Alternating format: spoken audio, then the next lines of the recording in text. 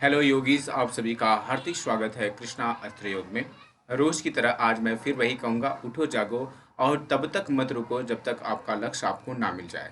आप उनसे ज्ञान मत लीजिए जिन्होंने एक बार में ही अपना नेट और जेआरएफ क्लियर कर दिया, बल्कि उनसे पूछिए कि उन्होंने किन कमियों के द्वारा उनका नेट क्लियर नहीं हो पा रहा है, जो 2 बार 3 बार प्रयास किया है फिर उन्होंने क्लियर किया है। कभी कभी कुछ लोगों का तुक्का भी लग जाता है और क्लियर हो जाता है। बट हम क्या करेंगे, पहले तो पॉइंट टू पॉइंट पढ़ेंगे और साथ में ज्ञान तो बढ़ाएंगे ही बढ़ाएंगे, क्योंकि हमें एग्जाम के परिप्रेक्ष्य से देखना है। साथ में हमें डीप नॉलेज भी होना चाहिए ताकि जब हम प्रोफेसर के पद पर, लेक्चरर के पद पर नियुक्त हो जाएं तो हम अपने ज्ञान को और ज़्यादा बढ़ा पाएं। तो चलिए, आज हम पढ़ने वाले हैं प्रश्न उपनिषद। देखते हैं क्या क्या है।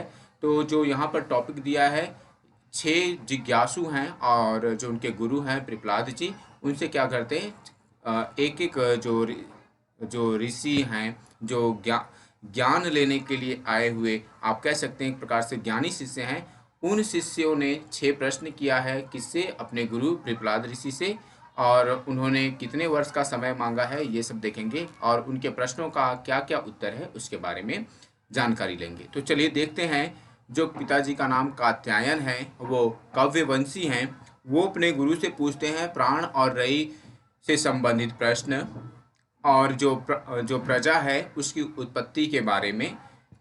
दूसरे जो शिष्य हैं उनका नाम है भार्गव, और उनके पिताजी का नाम है विदर्भ देशीय, और ये प्रश्न करते हैं प्रजा आधार विषयक प्रश्न।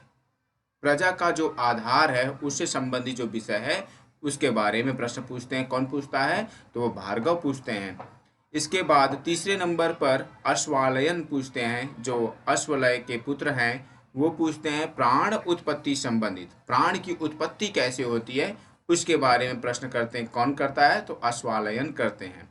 इसके बाद फोर्थ नंबर पे हम देखें तो गार्ग हैं। उनके जो पिता हैं उनका नाम है सौर्यायनी, जो सूर्य के पुत्र हैं। वो पूछते हैं जीवात्मा परमात्मा से संबंधित प्रश्न। और इसके बाद सत्य काम आते हैं, जो शिवी पुत्र हैं। वो पूछते हैं ओमकार उपासना व फल संबंधित प्रश्न, अर्थात ओमकार की हम पूजा कैसे कर सकते हैं और जब पूजा करेंगे तो जो फल मिलेगा उसके बारे में जानकारी लेते हैं। लास्ट में सुकेशा जी हैं। सुकेशा जो शिष्य हैं, आप यहाँ पे देख पा रहे हैं, कुछ शिष्य हाथ को नमस्कार मुद्रा में जोड़ करके गुरु जी के सामने अपने बातों को रख रहे हैं और अनुनय विनय कर रहे हैं। सुकेशा जो हैं वो भारद्वाज जी के पुत्र हैं। वो कहते हैं 16 कला युक्त पुरुष संबंधित प्रश्न। जो पुरुष है वो 16 कलाओं से युक्त है और उससे संबंधित प्रश्न पूछते हैं। तो चलिए अब थोड़ा सा इसका इंट्रोडक्शन देख लेते हैं। प्रश्न उपनिषद अथर्ववेद के पिपलाद शाखा का एक ब्राह्मण भाग है। ये किसका है?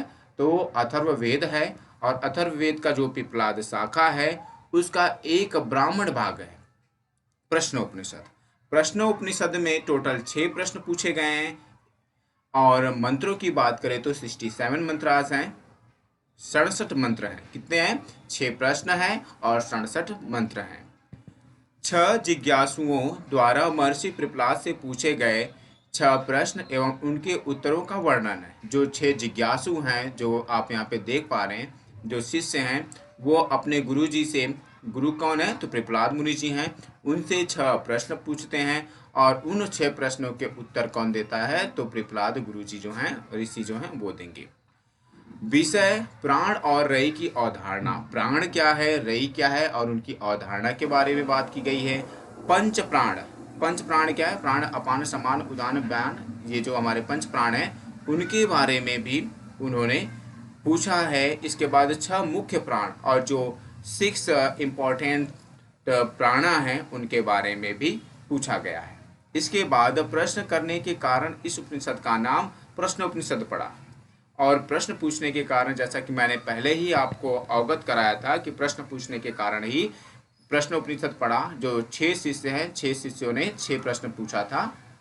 चलिए, 6 ऋषिगण ब्रह्म पर ब्रह्म के जिज्ञासु होकर भगवान प्रहलाद के पास गए।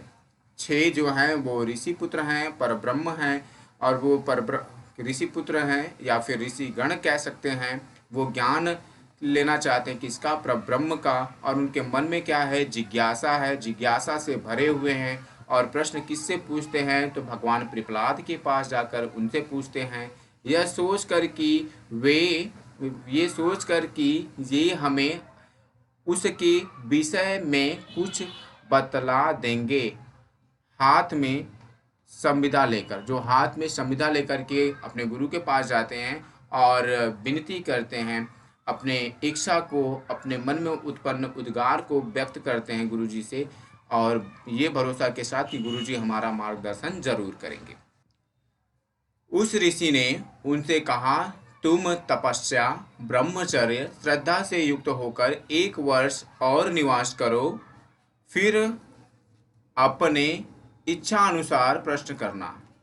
यदि मैं जानता रहूँगा तो तुम्हें जरूर बताऊंगा। क्या कह रहे हैं कि ठीक है ऋषि पुत्रों, ऋषि हमारे शिष्यों, मैं आप लोगों को एक मार्ग प्रशस्त कर रहा हूँ। आप सबसे पहले क्या करेंगे, तपस्या करेंगे और ब्रह्मचर्य सेलिब्रेसी का ध्यान रखेंगे, वीर्य का क्षरण नहीं करेंगे, श्रद्धा से युक्त होकर के जो मैं आपको बताऊंगा आप उसमें इकबट लेकिन नहीं करेंगे। क्या करेंगे, श्रद्धा भाव के साथ उस कार्य को करेंगे। क्या करना है, तपस्या करना है, ब्रह्मचर्य करना है, श्रद्धा भाव से युक्त होकर। कितने समय तक करना है, तो 1 वर्ष तक करना है। कहाँ करना है, तो उसी ऋषि के पास निवास करो, अर्थात उसी ऋषि के कुटिया में निवास करके आपको करना है। क्या करना है, तपस्या, ब्रह्मचर्य, श्रद्धा, कितने समय तक, 1 वर्ष तक। फिर अपने इच्छा अनुसार प्रश्न करना, और इसके बाद जब 1 वर्ष पूर्ण हो जाए तो अपने इच्छा के अनुसार आप प्रश्न कर सकते हैं, और मैं जरूर बताऊंगा अगर मुझे उस बात की जानकारी होगी तो। यदि मैं जानता होऊंगा तो मैं तुम्हें सब कुछ बतला दूंगा। ये किसने कहा, तो प्रहलाद जी ने कहा। ऋषि जिज्ञासु, जो ऋषि है जिज्ञासु हैं, जो जानने की इच्छा रखता है उसे जिज्ञासु कहते हैं। उनसे संबंधित प्रश्न, और किसने क्या प्रश्न किया है उनसे संबंधित प्रश्नों के बारे में जानकारी लेंगे। तो जो कबंदी हैं वो कात्यायन पुत्र हैं और कव्यवंशी हैं। उन्होंने पूछा प्राण और रई विषयक प्रश्न, प्रजा की उत्पत्ति, प्राण क्या है, रई क्या है, और प्रजा की उत्पत्ति से संबंधित। भार्गव जो हैं उनके पिताजी का नाम है विदर्भ देशीय, और उन्होंने पूछा प्रजा का आधार विषय प्रश्न, जो प्रजा का आधार है उससे संबंधित प्रश्न पूछा। अश्वालयन, जो अश्वालयन हैं वो अश्वलय के पुत्र हैं। देखिए कितना मिलता जुलता नाम है ना, अश्वालयन। अश्वालयन के पिताजी का क्या नाम है, अश्वलय पुत्र। ठीक है, चलिए इन्होंने पूछा कि प्राण उत्पत्ति संबंधित, कि प्राण की उत्पत्ति कैसे होती है उसके बारे में बताएं। गार्ग जो हैं वो सौर्यायनी के पुत्र हैं, जो सूर्य पुत्र भी कह सकते हैं। उन्होंने पूछा जीवात्मा परमात्मा संबंधित प्रश्न, जीवात्मा क्या है, परमात्मा क्या है, उससे संबंधित प्रश्न बताएं, प्रश्न का उत्तर बताएं। इसके बाद सत्यकाम जी हैं, उनके पिताजी का नाम क्या है, शिवी पुत्र है, और वो कहते हैं ओमकार उपासना व फल संबंधित प्रश्न बताइए, प्रश्न का उत्तर बताइए। ओमकार क्या है, और अगर ओमकार की जानकारी मिल गई तो उसकी हम पूजा करने की जो विधि है वो बताएं, और जो हम पूजा करेंगे, वर्शिप करेंगे गॉड का, तो उससे हमें फल क्या मिलेंगे, उन फल जो उससे संबंधित फल हैं उसके बारे में प्रश्न किया। किसने किया, तो सत्यकाम ने किया। लास्ट में सुकेशा जो भारद्वाज पुत्र हैं, उन्होंने कहा गुरुदेव मुझे आप 16 कला युक्त पुरुष संबंधित प्रश्न बताएं।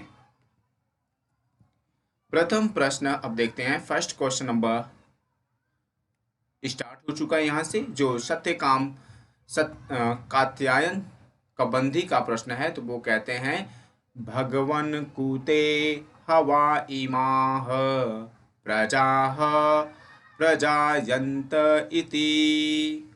भगवन कुते हवा इमाह प्रजाः प्रजायन्त इति। भगवन, यह सारी प्रजा किससे उत्पन्न होती है। हाथ को जोड़कर कहते हैं हे गुरुदेव, हे भगवान, आप मुझे बताएं कि यह सारी प्रजा जो है वो किससे उत्पन्न होती है या फिर किससे जन्म लिया है। तो जो गुरु हैं प्रहलाद ऋषि जी, प्रश्न उपनिषद में प्रहलाद जी हैं, तो वो कहते हैं प्रजा उत्पन्न करने की इच्छा वाले प्रजापति ने तप किया। प्रजा की उत्पत्ति किसने किया? प्रजापति ने किया, इच्छा लेकर के। और उन्होंने क्या किया? तप किया। उसने तप करके रई और प्राण एक जोड़ा उत्पन्न किया और सोचा ये दोनों ही मेरी अनेक प्रकार प्रकार की जो प्रजा है उन्हें उत्पन्न करेंगे। उन्होंने तप किया। किसने किया? तो प्रजापति ने किया। और तप किया मन में एक विचार ये रख करके कि ये क्या है, जो प्राण और रई का जोड़ा उत्पन्न हुआ है, यही मेरी अनेक प्रकार की जो इच्छाएं हैं उन इच्छाओं को पूरा करेंगे, जिसमें प्रजा के को उत्पन्न करने की इच्छा थी। किसकी थी? तो जो प्रजापति थे उनकी। तो अब देख लेते हैं प्राण और रई क्या है। तो आपको दो भाग दिखाई दे रहा होगा, टू पार्ट्स में डिवाइड किया गया है। वन पार्ट इज प्राणा and second part is a रई। तो पहले भाग में हम देखेंगे प्रथम खंड में प्राण के बारे में और द्वितीय खंड में रई के बारे में। तो चलिए देखते हैं। सबको जीवन प्रदान करने वाली समष्टि जीवनी शक्ति ही प्राण है, जो जीव जंतु पादप वृक्ष इत्यादि को प्राण दे, जो पादप हैं उनमें शक्ति देता है, अर्थात वो अपने अनुसार बढ़ सकते हैं, अपने जैसे बच्चे को जन्म दे सकते हैं, इत्यादि इत्यादि। जो समष्टि शक्ति है वही क्या है? प्राण है। जब अगर मैं आपको सिंपल भाषा में बताऊं तो व्यक्ति जब तक जिंदा रहता है तो उसका शरीर एक ऊर्जा, एक शक्ति से चलायमान रहता है, और जो प्राण शक्ति है, ऊर्जा शक्ति है, वो निकल जाती है तो व्यक्ति डेड बॉडी हो जाता है, मृत शरीर हो जाता है, तो वो कोई क्रिया प्रतिक्रिया नहीं करता। अब रई देख लेते हैं। विराट विश्व में जो कुछ मूर्त और अमूर्त है वो सब रई प्रकृति है। बता रहे हैं विराट विश्व, जो हमारा विश्व है, वर्ल्ड है, ये क्या है? बहुत बड़ा है। और मूर्त, जो मूर्तिमान है, जो हमें दिखाई देता है, जिसे हम टच कर सकते हैं, छू सकते हैं, उसकी आकृतियों को बता सकते हैं। जैसे मूर्त अर्थात मूर्ति, जैसे मैं आपको दिखाई दे रहा हूँ तो एक मूर्ति की तरह। आप मंदिर में जाते हैं, भगवान की प्रतिमा को देखते हैं तो वो मूर्त है, बट उसमें जो एनर्जी है, सोर्स है, उस एनर्जी को आप नहीं देख पाते हैं। वो एनर्जी ही क्या है? प्राण है। तो ये बता रहे हैं विराट विश्व में जो कुछ मूर्त और अमूर्त है वो सब कुछ क्या है? रई है, अर्थात प्रकृति है। प्राण चेतना है, प्राण ही चेतना है। जैसे जिंदा व्यक्ति है तो आप अगर कोई सोया हुआ है उसे आप जगाओगे वो जाग जाएगा, बट वो मरा हुआ व्यक्ति है तो आप जगाओ या डंडे से मारो तो भी वो जागने वाला नहीं है। स्थूल भूत समुदाय ही रही है। और जो स्थूल भूत समुदाय, स्थूल जैसे हमारी शरीर क्या है? स्थूल बॉडी है, जिसे हम कहते हैं फिजिकल बॉडी भी कहते हैं। तो ये जो स्थूल शरीर है ये क्या है? रई है। सूर्य ही प्राण है। सूर्य क्या है? प्राण है, क्योंकि सूर्य हमें एनर्जी देता है। सोर्स ऑफ एनर्जी का सोर्स कौन है? तो सूर्य है। चंद्र ही रई है, और चंद्र क्या है? रई है। प्राण ही ऊर्जा है। जैसे हमने देखा है विदाउट इलेक्ट्रिसिटी की लाइट नहीं चल सकती ना, तो ठीक उसी प्रकार से प्राण ही ऊर्जा है, या फिर प्राण ही सोर्स ऑफ एनर्जी है। रई पदार्थ है। पदार्थ जैसे हम भोजन कुछ भी करते हैं तो वो क्या है? भोजन क्या है? वो रई है। बट भोजन से उत्पन्न ऊर्जा क्या है? वो प्राण है। भोक्ता प्रेरक शक्ति, भोक्ता अर्थात भोग करने वाला, प्रेरक शक्ति जो हमें कुछ करने के लिए उत्साहित करता है, एनर्जी देता है, प्रेरक शक्ति है, वो क्या है? प्राण है। भोग्या शक्ति रई है। जैसे हमने भोजन किया तो भोजन क्या है? रई है। श्रेय मार्ग, श्रेय अर्थात श्रेष्ठ मार्ग। श्रेष्ठ मार्ग कौन सा होगा? जो हमें मुक्ति दिलाता है। किससे? जीवन मरण के बंधन से मुक्ति दिलाता है, वो क्या है? प्राण है। प्रेय मार्ग, जो हमें प्रिय लगता है उसे प्रेय मार्ग करते हैं। जो हमारी कामनाओं को पूर्ति करता है वो प्रेय मार्ग है, बट ये क्या करता है? हमें जीवन मरण के बंधन में गोल गोल गोल गोल गोल गोल गोल गोल घुमाता रहता है। हमें मुक्ति दिलाने में इसका 0% योगदान है। ये तो कहता है बस बेटा इसी में घूमते रहो घूमते रहो घूमते रहो। अग्नि अत्ता खाने वाले, क्या है? अग्नि क्या है? वो खाने वाला अत्ता है, ये बता रहे हैं।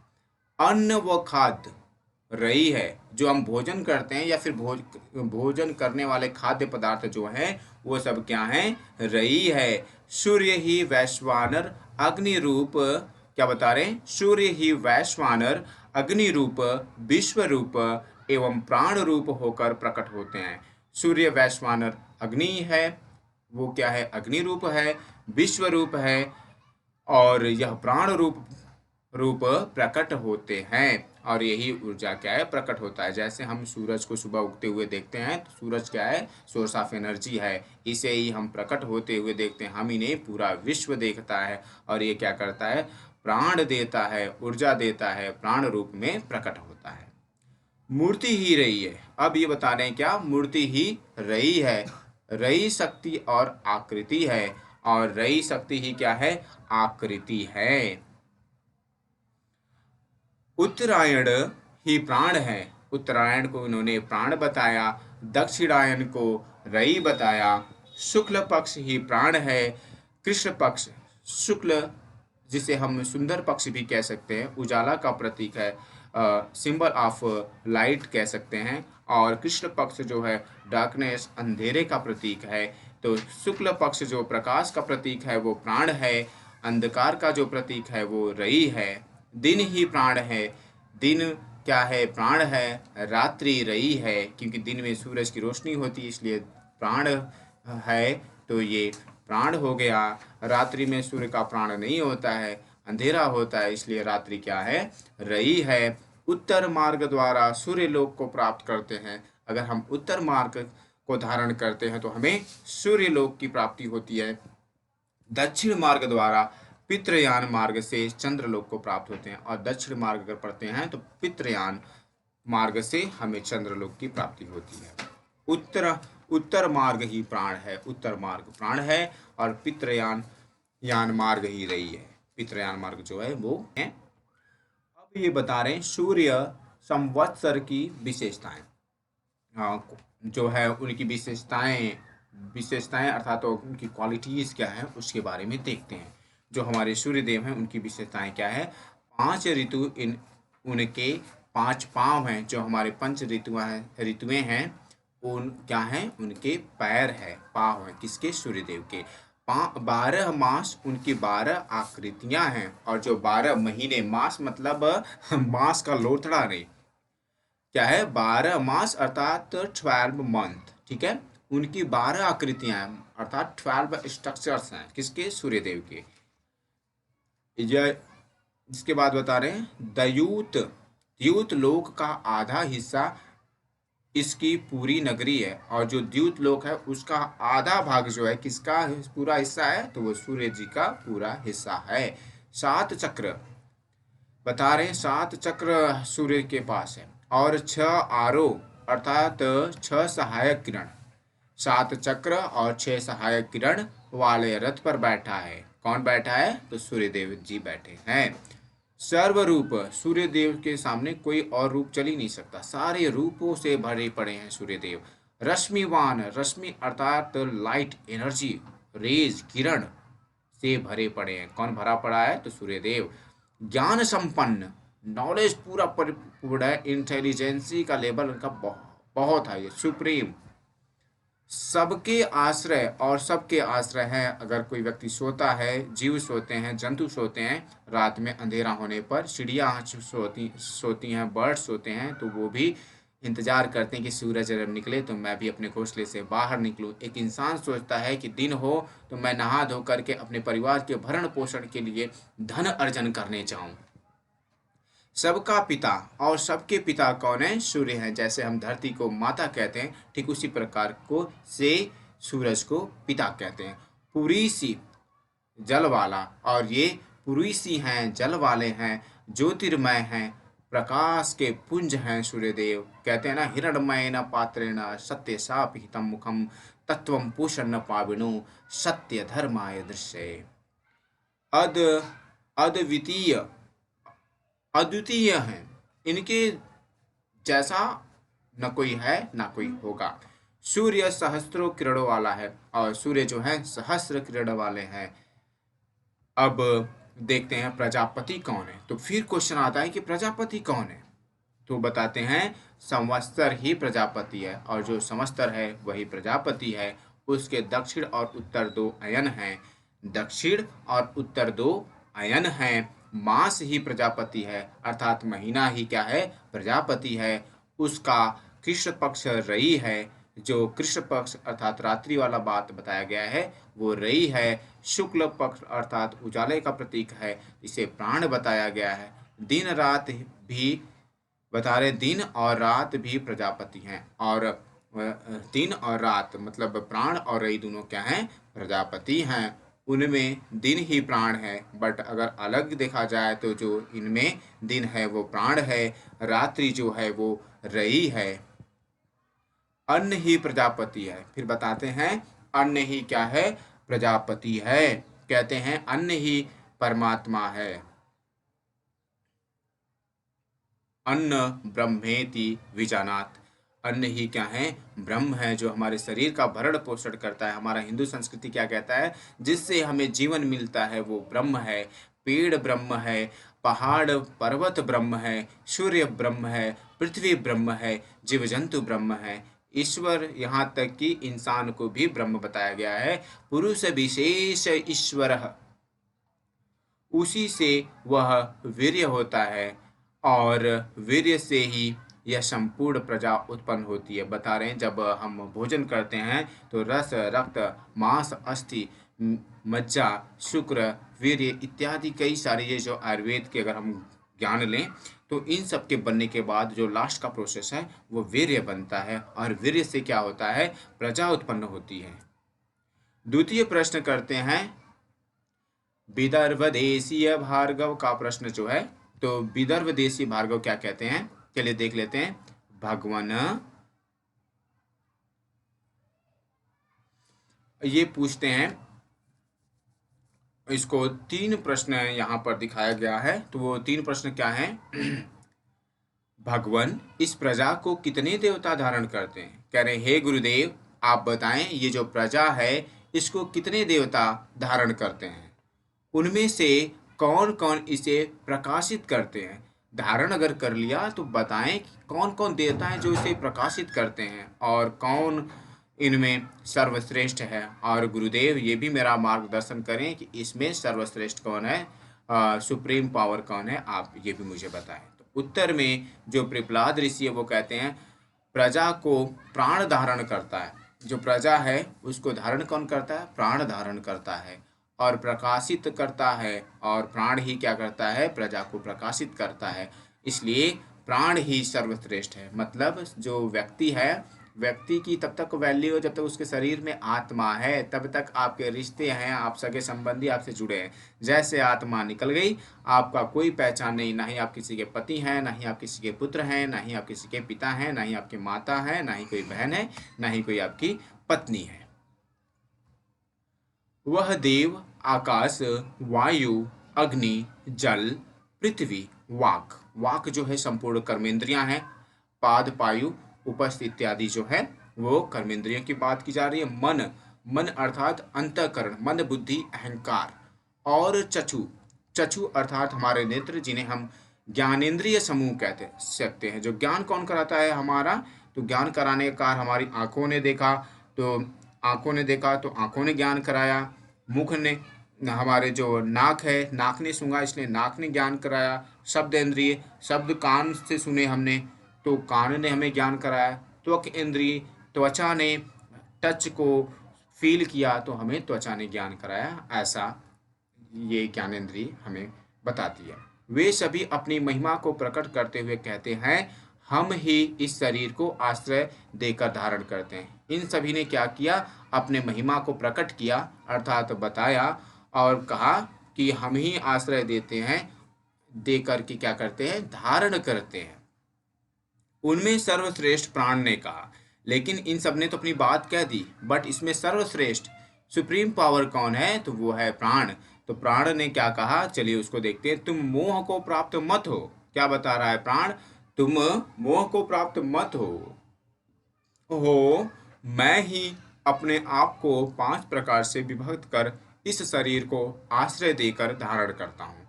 उन्होंने कहा कि मैं अपने शरीर को 5 भागों में विभक्त कर रहा हूँ, अर्थात 5 भाग में जो क्या करते हैं, अपने आप को डिवाइड करके इन्होंने धारण किया, किंतु उन्होंने उनका विश्वास नहीं किया। उन्होंने अपने आप को कहा कि मैं 5 भागों में बांट दूंगा और इसके बाद धारण करता हूं, बट बाकियों ने क्या किया, इनके ऊपर विश्वास नहीं किया। अब चलिए देखते हैं प्राण की विशेषता, जो इसकी क्वालिटीज है, जो विशेषताएं हैं, जो गुण हैं, उसके बारे में देखते हैं। तो बता रहे हैं अग्नि, सूर्य, मेघ, इंद्र, चंद्र, वायु, पृथ्वी, रई और जो कुछ सत्य, असत्य एवं अमृत है, वह सब कुछ है। क्या बता रहे? अग्नि अर्थात फायर, आग, सूर्य सन, मेघ बादल, इंद्र क्या है? इंद्र एक प्रकार की उपाधि हुआ करती थी, जिसे स्वर्ग का सिंहासन मिलता था और एक प्रकार से ये अपने सिंहासन को संभालने का कार्य करते थे। और आपने बहुत बार सुना होगा धार्मिक पुस्तकों में, हमारे धार्मिक कथाओं में, तो उसमें बताते थे कि इस इंद्र के जो स्वर्ग के अधीन है, जो इंद्र जी हैं, उन्होंने क्या किया है, स्वर्ग को अपने अधीन किया हुआ है, स्वर्ग के मालिक हैं। बट सबसे पहले असुर क्या करते थे, इंद्र पर ही धावा बोलते थे और स्वर्ग को ही अपना बनाने के चक्कर में पड़ते थे, क्योंकि स्वर्ग एक ऐसी जगह है जहाँ पे आपके मन में इच्छा मात्र से ही वो वस्तु प्रकट हो जाती है, तो वो है स्वर्ग। रुद्र, रुद्र अर्थात भगवान शिव को रुद्र कहा गया है। वायु, वायु देव की बात की जा रही है यहाँ पे, वायु अर्थात हवा, पवन, एयर। पृथ्वी अर्थात अर्थ। रई, रई आप सभी ने पढ़ा है, रई। और जो कुछ सत्य है, असत्य है, अर्थात जो इन सब के बाद जो बचा है, सत्य अर्थात जो सत्य है, अटल सत्य। असत्य, सत्य के बाद असत्य भी होगा, अगर देवता है तो दानव भी होगा। एवं अमृत है, वह सब कुछ है। क्या है? यहाँ तक कि अमृत, सत्य, असत्य, रई, पृथ्वी, वायु, रुद्र, इंद्र, मेघ, सूर्य, इसके बाद अग्नि, ये सब कुछ क्या है? प्राण की विशेषता है। सेकेंड लाइन में आ जाते हैं। सेकेंड रो में हम देख पा रहे हैं, रथ की नाभि में अरे लगे रहते हैं, उसी तरह ऋक, यजु, साम, यज्ञ तथा क्षत्रिय और ब्राह्मण, ये सब प्राण में ही उपस्थित होते हैं। जैसे रथ के नाभि में अरे लगा रहता है, ठीक उसी प्रकार से ऋक, यजु, साम, यज्ञ, क्षत्रिय और ब्राह्मण, ये सभी क्या हैं? प्राण में उपस्थित हैं या स्थित हैं। देवताओं के लिए वहीतम, पितृगण के लिए, देवताओं के लिए वहीतम कहा गया है, और पितृगण गण के लिए प्रथम स्वधा और अथर्वांगिरस, ऋषियों के लिए सत्य आचरण है। प्रजापति हैं, गर्भ में संचार करता है। जो प्रजापति हैं वही क्या करते हैं? गर्भ में संचार करते हैं, अर्थात एक जगह से दूसरे जगह तक घूमते हैं और जन्म ग्रहण करता है। और वही क्या करते हैं? जन्म को ग्रहण करते हैं। तो कौन करता है? प्राण करते हैं। समस्त इंद्रियों के साथ स्थिर रहता है, और हमारे इंद्रियों के साथ स्थिर कौन रहता है? वो है प्राण। अब यहाँ पर हम श्लोक पढ़ेंगे, क्या है चलिए देख लेते हैं। प्राणसेदं वशे सर्वं, त्रिदिवे यत् प्रतिष्ठितं, मातेव पुत्रान् रक्षस्व, श्रेष्ठ प्रज्ञां च विदेन इति। यह बता रहे हैं, यह सब तथा स्वर्गलोक में जो कुछ स्थित है वह प्राण के अधीन है। बता रहे जो कुछ दिखाई दे रहा है स्वर्ग में स्थित, ये सब कुछ क्या किसके अधीन है? तो प्राण के अधीन है। जिस प्रकार माता पुत्र की रक्षा करती हैं, उसी प्रकार तू हमारी रक्षा कर और हमें श्री और बुद्धि प्रदान कर। क्या बता रहे हैं? कि जिस प्रकार से माता अपने पुत्र की रक्षा करती हैं, ठीक उसी प्रकार से क्या करें, आप हमारी रक्षा करें, हमें सुरक्षा प्रदान करें, सेफ्टी प्रदान करें। ठीक उसी प्रकार से हमें श्री, श्री किसे कहते हैं? ये श्री देवी हैं जिन्हें हम माता लक्ष्मी कहते हैं, और ये भगवान शिव के पैरों को दबाती रहती है। इसलिए कहा जाता है कि महिलाओं को अगर अपने पति का पैर दबाती हैं तो क्या होगा, उन्हें धन धान्य की प्राप्ति होगी और उनका जो शनि है वो बैलेंस रहते हैं। और बुद्धि प्रदान कर, हमें श्री अर्थात लक्ष्मी धन प्रदान करें और बुद्धि प्रदान करें। तृतीय प्रश्न जो पूछ रहे हैं वो अश्वलयन है, जो कौशल्य का प्रश्न है। अश्वलयन कौशल्य के पुत्र हैं। वो पूछते हैं भगवन भगवन कृत एस प्राणो जायते। बाकी आप सभी लोग पढ़ लीजिएगा। आगे बढ़ते हैं। पूछते हैं भगवन यह प्राण कहाँ से उत्पन्न होता है। कह रहे हे गुरुदेव ये बताएं ये प्राण उत्पन्न कहाँ से होता है। तो गुरुदेव कहते हैं यह प्राण आत्मा से उत्पन्न होता है, अर्थात एक आत्मा ही दूसरे आत्मा को उत्पन्न करती है। हम सभी क्या है, मिलियन एंड ट्रिलियन पता नहीं कौन सा हमारा भाग है, जो हम प्रकाश पुंज अर्थात ईश्वरीय जो सुपर पावर है उसमें से निकल करके, जो सुपर सोल है उसमें से निकल करके हमारा एक इंडिविजुअल सोल बना है। किस प्रकार इस शरीर में आता है, और बता रहे हैं कि बताएं कि किस प्रकार से इस शरीर में आता है प्राण। तो ये बता रहे हैं मन के संकल्प आदि से इस शरीर में आता है, और इसके लिए हम क्या करते हैं, मन से संकल्प करते हैं तभी ये हमारे शरीर में आता है। तथा अपना विभाग करके किस प्रकार स्थिर होता है, और ये अपना विभाग करके कैसे स्थिर हो जाता है, कैसे एक जगह पे रुक जाता है, इसके बारे में बताएं।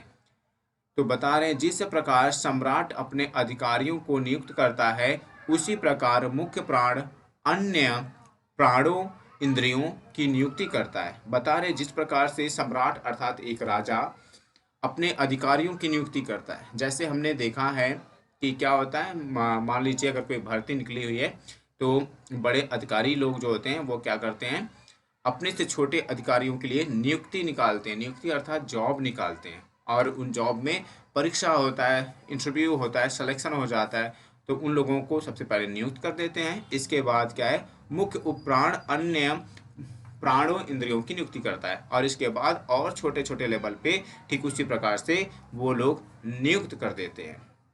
ठीक है, चलिए आगे बढ़ते हैं। फिर किस कारण शरीर से उत्क्रमण करता है, और बता रहे हैं फिर कौन से कारण से शरीर से जो हमारा है उत्क्रमण हो जाता है या उत्क्रमण करता है। तो उत्तर आता है उदान वायु के द्वारा उत्क्रमण करता है। और किसके द्वारा उत्क्रमण करता है, तो उदान वायु के द्वारा उत्क्रमण करता है। किस तरह वायु धारण करता है, और पूछ रहे हैं फिर से जो अश्वलयन है कि किस तरह वायु को धारण करता है, आप इसको भी बताएं। तो बता रहे हैं विभिन्न प्राण वायु के द्वारा वाह्य जगत को धारण करता है। अनेक प्रकार का जो प्राण वायु विभिन्न भिन्न भिन्न विभिन्न जो विभिन्न प्राण वायु हैं उनके द्वारा वायु जगत को धारण करता है। किस तरह अभ्यांतर शरीर को धारण करता है, और इसके बाद पूछ रहे हैं किस प्रकार से अभ्यांतर अर्थात जो हमारी आंतरिक शरीर है उसको धारण करता है। तो प्रहलाद जी कहते हैं विभिन्न प्राण वायु द्वारा आंतरिक जगत को धारण करता है। जो विभिन्न प्राण वायु हैं उनके द्वारा आंतरिक जगत को धारण करता है, अर्थात इंटरनल वर्ल्ड को धारण करता है। इसके बाद प्रहलाद जी मुस्कुराते हुए अपने शिष्य से आश्वलयन से कहते हैं तू बड़े कठिन प्रश्न पूछता है। जैसे कोई स्टूडेंट है वो अपने गुरुजी से प्रश्न पूछता है तो गुरुजी का भी सर चकराने लग जाए कि अरे यार ये मेरा शिष्य बड़ा कठिन कठिन प्रश्न पूछता है। तो कहते हैं चलो मगर कोई बात नहीं, परंतु तू ब्रह्मवेत्ता है, लेकिन तू तो बहुत बुद्धिमान है। ब्रह्मवेत्ता अर्थात ब्रह्म में रमण करने वाला है, अतः मैं तेरे प्रश्नों का उत्तर दूंगा, इसलिए मैं तुम्हारे प्रश्नों का उत्तर जरूर दूंगा। बहुत बहुत धन्यवाद, थैंक यू सो मच। आप लोगों ने वीडियो को देखा, अच्छा लगे तो please like share and subscribe करें। आप शेयर इसलिए करेंगे ताकि जो बच्चे नहीं पढ़ पा रहे हैं वो पढ़ लें, और सब्सक्राइब इसलिए करना है ताकि जो नोटिफिकेशन आपके पास पहुंचे तो आप तुरंत आपको रिमाइंडर दे दे कि क्लास स्टार्ट हो गई है, आप सभी लोग पढ़ने लग जाएं। कमेंट इसलिए करना है कि जो मुझ में त्रुटियां हैं आप सभी मेरा मार्गदर्शन करेंगे तो मैं उन त्रुटियों को सुधारने की कोशिश करूंगा। गुरु एक दीपक है जो अनेक प्रकार के दीपकों को जलाता है। उनकी जो दीपक की जितनी रोशनी बढ़ेगी उतनी और ज़्यादा बढ़ता चला जाएगा। तो चलिए, बहुत बहुत धन्यवाद। अगर आपको कुछ इससे रिलेटेड बातें करनी, कुछ पूछना हो तो हमारे स्लाइड में हमेशा कृष्णा सर का नंबर होता है, मेरा नंबर होता है, तो आप मैसेज कर सकते हैं। क्योंकि इन केस अगर हम बिजी रहें तो ना उठा पाएँ, बट आपके मैसेज का रिस्पॉन्स ज़रूर करेंगे। बहुत बहुत धन्यवाद। आप लोगों का दिन मंगलमय हो।